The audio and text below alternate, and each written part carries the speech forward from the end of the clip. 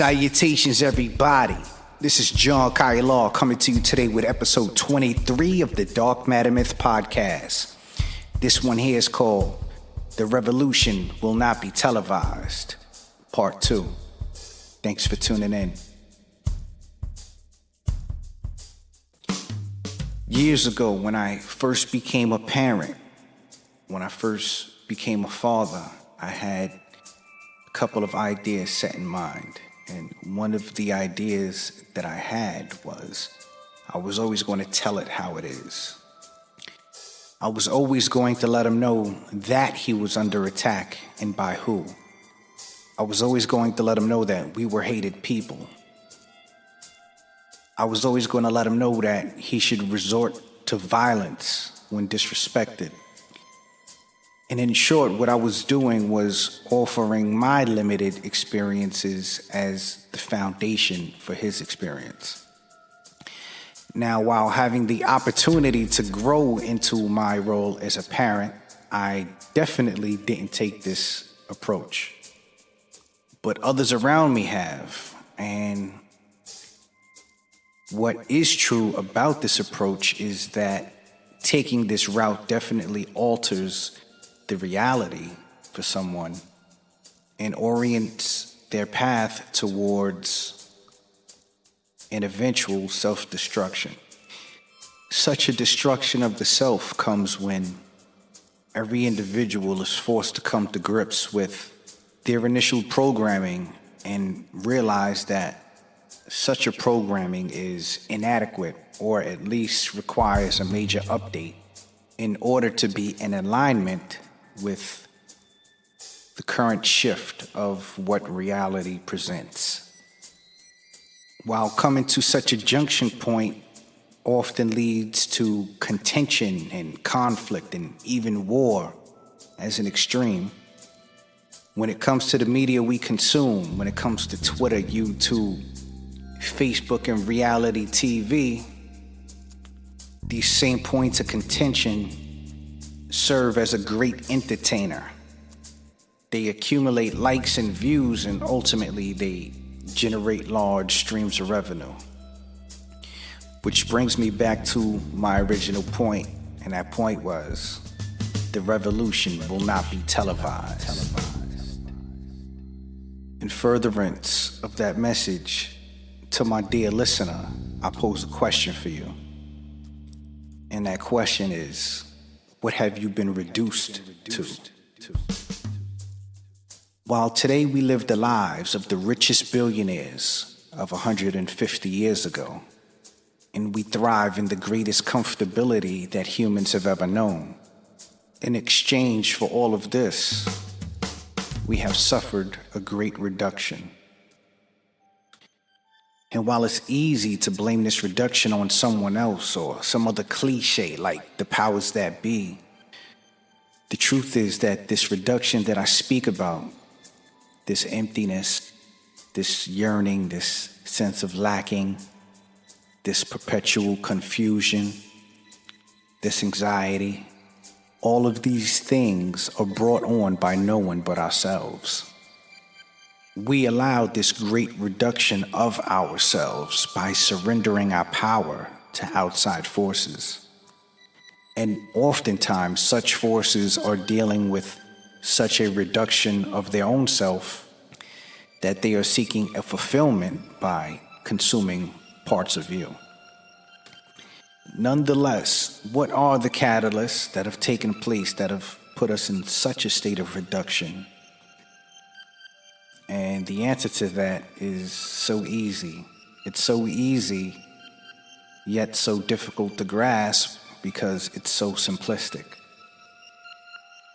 We have to use what we were given.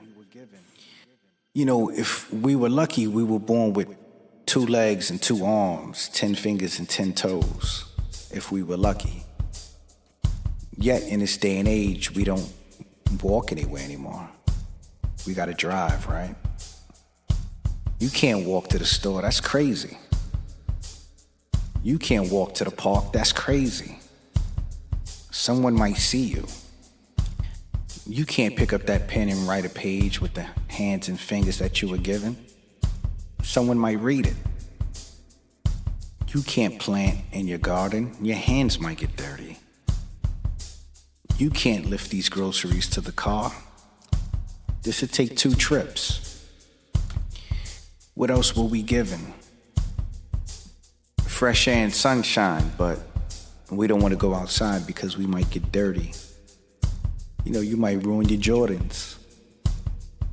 You might feel vulnerable. And even worse, you might get lost, right? But I think ultimately that's what we should all be trying to do. We should be trying to lose ourselves, to find ourselves. Now, I'm not advocating for you to go out and run 1,000 miles or run a marathon or hike up the side of a mountain or write a novel or lose yourself in the wilderness. But what I am saying is, to my listener, to whoever you are, it is of the utmost importance that you use your imagination. In your imaginations, be creative, be silly, be funny, be incomplete, be unsure, but ultimately be moving forward. But the imagination isn't limited to works of art or production. But the real truth is that your imagination will serve as the guiding light upon which path your life will follow. If your imagination tells you that you're unworthy and stupid, then your imagination will alter the world in accordance to what you believe in. And this is true for everyone. This is true for those who are seeking power. This is true for those seeking riches. This is true for those seeking peace, and this is true for those seeking war. Each one of these individuals will be warped by the power of their own imaginations, as their own imaginations perpetually work to intimately shift the reality around them.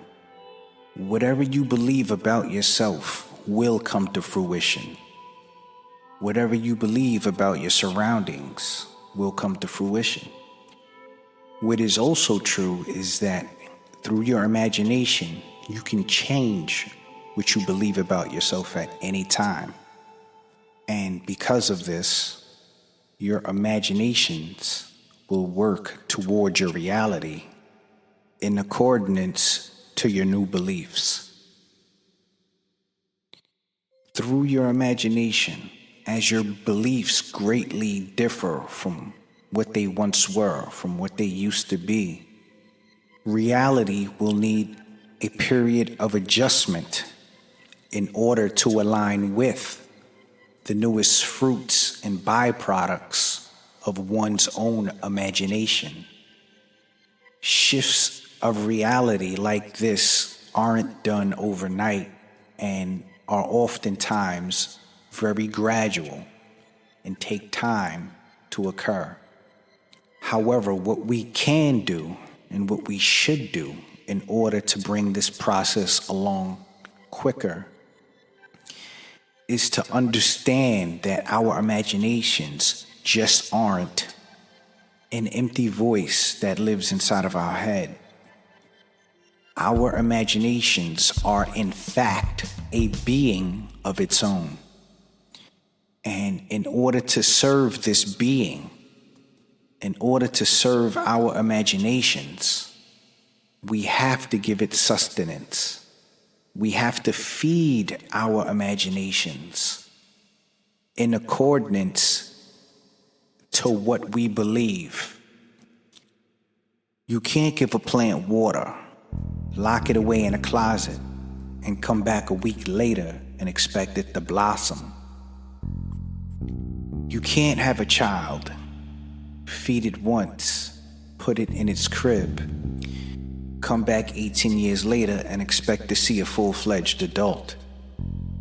Much like these examples, your imagination is a being that requires continual sustenance.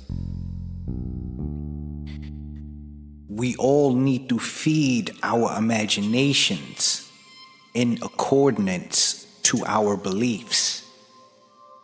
By failing to provide nutrition for the being that is our imaginations, we promote the deconstruction of the reality we could be living in.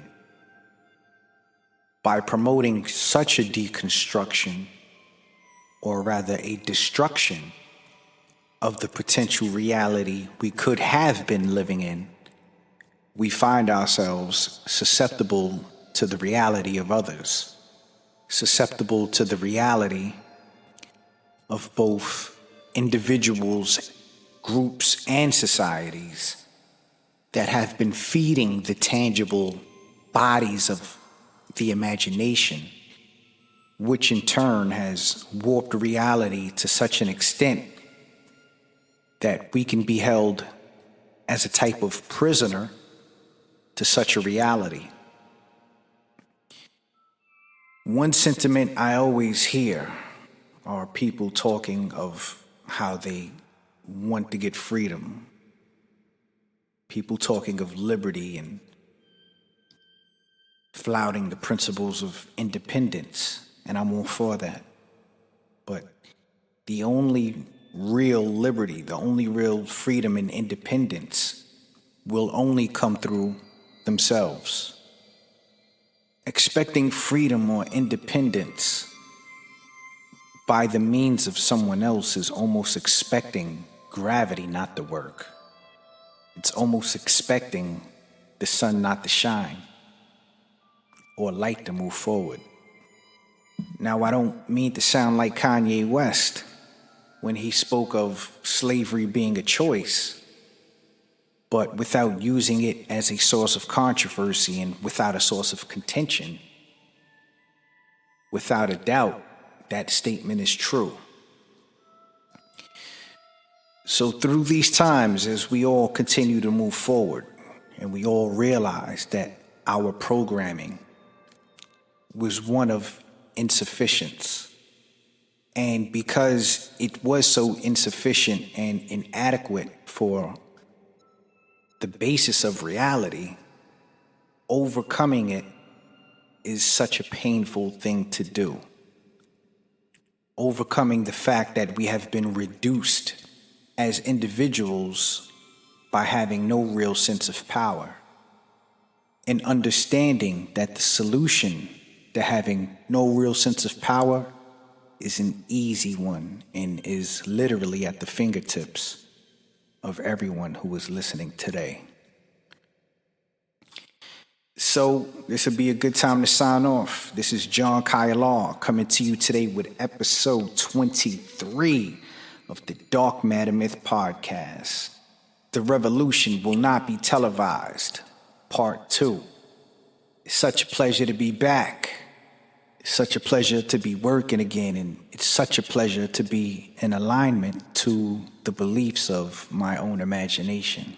So, as we continue on, people, it is in our best interest to continuously feed our imaginations, because our imaginations are a living, breathing being. And that's what I was given, midway through this podcast, and that's what I was hoping to convey to you today. Actually, to be honest, I didn't know what I was going to convey to you today, but it's sort of what I was given, and, we're here. So, thanks again. Peace and much love.